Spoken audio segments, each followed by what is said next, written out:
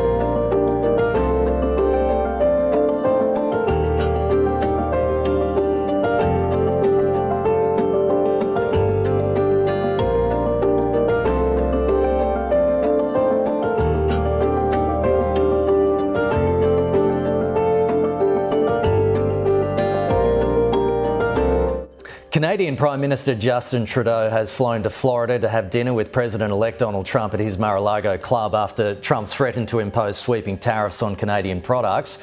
The meeting reportedly lasted 3 hours. Do you think this was a good move by Justin Trudeau to head down there? I do. I think we've seen both Trudeau and Sheinbaum in Mexico push back against Trump's announced intention to impose tariffs on Canada and on Mexico on his first day in office. It's an interesting strategy since Canada and Mexico are the two largest trade partners for the U.S. And all three economies are very closely interconnected. So Trump is likely using this to get some sort of leverage like he did in the first administration when he threw out NAFTA and introduced the U.S.-Mexico-Canadian trade partnership. But again, we'll have to see. Trump is playing his cards a little close to his chest on this one, on whether or not he's actually intending on going through, or if this is just another bluff or performance that he's putting on. Yeah, the opposition party here in Australia wanted our Prime Minister, Anthony Albanese, to fly to Mar-a-Lago after the APEC and G20 summits to meet with Trump to talk about tariffs as well, but he resisted those calls. Do you think our Prime Minister should have done the same? Well, Trump has traditionally placed a very strong emphasis on personal relationships.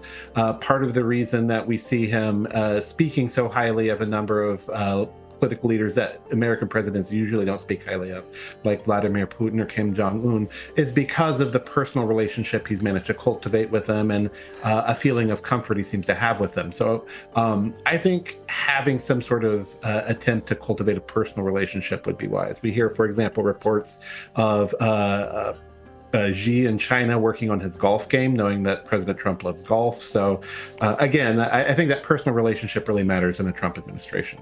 You were mentioning that it could be just a negotiating tactic, these threats of tariffs. But what exactly does Donald Trump want from Mexico and Canada?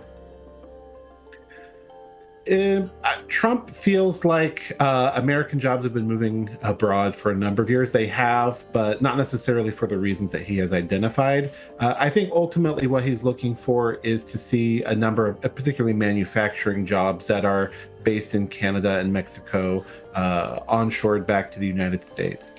With the political realignments we see happening in the U.S., the Republicans are increasingly dependent on working class and blue collar voters.